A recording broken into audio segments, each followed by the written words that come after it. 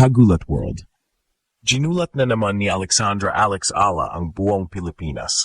Open ang stage sa Suzhou WTA 125 at unang hamon niya ay ang batikang Polish veteran na si Katarzyna Kawa sa Lunes, September 29th at 10 a.m. Philippine time.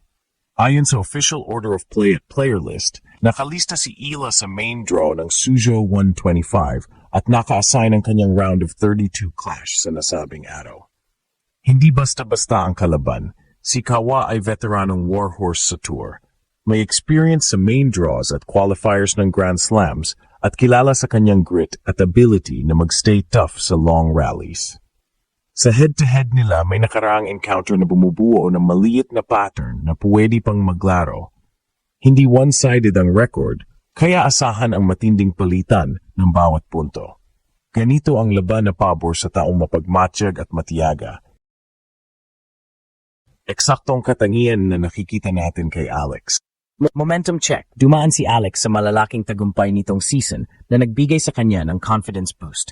Kasama na ang mga upset at strong runs sa hard court swing na nagpataas ng kanyang level laban sa top opponents. Ito ang dahilan kung bakit maraming eksperto at fans ang nagbibilang sa kanya bilang serious threat sa Suzhou draw.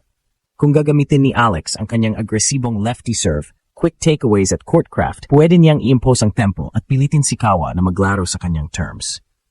Tactical note, Kawa likes to grind at the baseline at times and punish short replies, kaya crucial na i-rotate ni Alex ang court, gumamit ng angles, at huwag magstay sa one-dimensional rallies. Service games ni Alex ang malaking susi. Kung mapipigilan niya ang double breaks at mapanatili ang pressure sa return games ni Kawa, lalabas ang chance niya para ma-upset ang seeded veteran. Fans, bantay ang unang 3 games ng bawat set. Doon kadalasan lumalabas ang psychological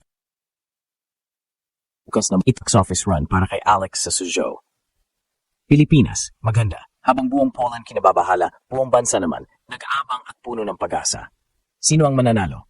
Abangan ang Lunes, 10 a.m. at huwag kalimutang i-follow ang live score updates dahil baka may sorpresa ulit ang ating kaliwang kamay. Buong Pilipinas, maghanda sa darating na Lunes, September 29, alas 10 ng umaga oras sa Pilipinas, muling papasok sa entablado ng international tennis si Alexandra Alex Ala para sa kanyang unang laban sa Suzhou WTA 125 sa China. At hindi basta-bastang kalaban ang kanyang kaharap, kundi ang batikang Polish veteran na si Katarzyna Kawa, isang manlalaro na may malawak na karanasan sa tour, kabilang na ang mga pagsabak sa qualifiers at main draws ng Grand Slams. Kung susuriin, ito ay isa na namang pagkakataon para kay Alex na ipakita na kaya niyang makipagsabayan hindi lang sa kapwa-batang racing stars, kundi pati sa mga tested veterans na kagaya ni Kawa. Ang Polish netter ay kilala sa kanyang grit at kakayahang mag-extend ng rallies hanggang mapagod ang kalaban. Ngunit si Alex, dala ang kanyang explosiveness at agresibong estilo, ay check na may plano para hindi mahulog sa bitag ng long exchanges na pabor kay Kawa. Sa nakaraang taon, nakita natin kung paanong unti-unting binuo ni Alex ang kanyang kumpiyansa sa pamamagitan ng mga panalo laban sa mas mataas na ranked opponents. Mula sa kanyang dominanting run sa Asia hanggang sa mga laban sa Europe, pinatunayan niyang kaya niyang talunin ang kahit sino basta't maganda ang kanyang kondisyon at buo ang tiwala sa sarili. Ang momentum na iyon ang bitbit niya ngayon papunta sa Suzhou, at marami ang nagsasabing pwedeng ito na ang tournament kung saan makakapag-breakthrough muli ang Pinay teen sensation.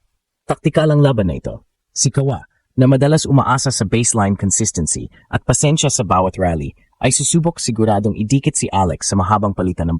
At ang challenge para kay Alex ay kung paano niya mababago ang ritmo ng laro. Dito papasok ang kanyang natural na kaliwang kamay na nagbibigay ng kakaibang spin at anggulo, kasama pa ang kanyang mabilis na court coverage.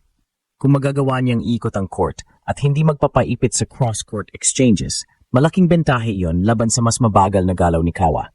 Isa pang aspeto na dapat bantayan ay ang serbisyo ni Alex. Sa mga panahong malakas at consistent ang kanyang unang serve, nagiging dominante siya dahil nabibigyan niya ng free points ang sarili at nagkakaroon ng control sa tempo. Kung magiging matatag ang kanyang service games laban kay Kawa, malaki ang posibilidad na siya ang magdikta ng laban. Sa kabilang banda, kapag lumusot ang mga double faults o nawala ang rhythm sa serve, tiyak na kapitan ito ng Polish veteran para makuha ang psychological edge. Sa lahat ng ito, ang pinakamahalagang tanong, kaya bang i-handle ni Alex ang pressure ng kanyang unang round laban sa isang mas may edad at mas eksperyensadong kalaban? Isa lang ang tiyak, buong Poland kinakabahan dahil alam nila na kapag nag-init agad ang Pinay, hindi malabong maging simula ito ng panibagong Cinderella run sa Suzhou. Sa Lunes ng umaga, lahat ng mata ng mga Pinoy tennis fans ay nakatutok kay Alex. At kung papalarin, baka ito na naman ang laban na magpapatunay na hindi lang siya future star, kundi isa ng kasalukuyang banta sa kahit sino sa WTA. Kung may dahilan kung bakit kinakabahan ng buong Poland, iyon ay dahil alam nilang si Alexandra Alex Ala ay hindi ordinaryong kalaban. Habang si Katarzyna Kawa ay veterana na ng WTA circuit, sanay sa iba't ibang kondisyon at court surface, malinaw na nasa kanya ang pressure na ipagtanggol ang reputasyon. Pero sa kabilang panig, si Alex ay walang takot. Dala ang momentum mula sa mga sunod-sunod na kompetisyon sa Asia at Europe. Sa edad na 20, patuloy niyang ginugulat ang mundo sa kanyang bilis, diskarte at kakaibang fighting spirit na tipikal ng isang Pinay warrior. Kung pagbabalikan ang career ni Kawa, marami na siyang dinaanang mabibigat na laban. May mga pagkakataon siyang nakapasok sa Wimbledon qualifiers at pati sa US Open main draw, kaya't hindi basta-basta ang kanyang karanasan. Ngunit kung susuriin ang kanyang ranking at performance nitong huli, may mga palatandaan na bumabagal na ang kanyang laro. Ito ang pwedeng samantalahin ni Alex, ang youth, speed at explosiveness. Hindi na rin kaila kapag nagsimulang makuha ni Alex ang tamang momentum sa baseline at net, nagiging unstoppable siya, lalo na kapag nakapagpaikot ng bola gamit ang kanyang kaliwang kamay. Isang malaking factor din ang mental toughness.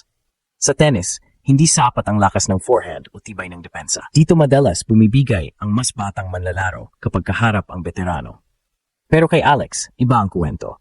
Sa mga nakaraang tournaments, napatunayan niyang kaya niyang manatiling composed kahit dikit ang laban. Isang halimbawa ang kanyang mga come-from-behind wins kung saan ipinakita niya na hindi siya natitinag sa pressure. Ito ang aspeto na siguradong ikinababahala ng kampo ni Kawa. Dahil once na hindi gumana ang kanyang game plan, tiyak na si Alex ang magdidikta ng takbo ng laban.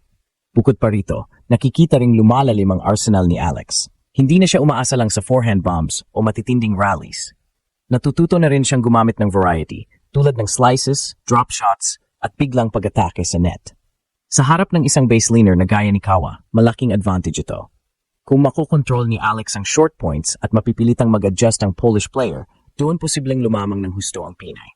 Pero higit sa lahat, may dala siyang emotional fuel mula sa Pilipinas.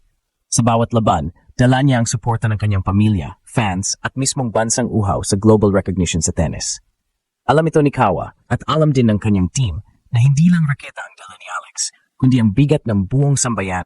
Sa totoo lang, ito ang isa sa pinakamalaking intangible factors na hindi masukat ng statistics o rankings.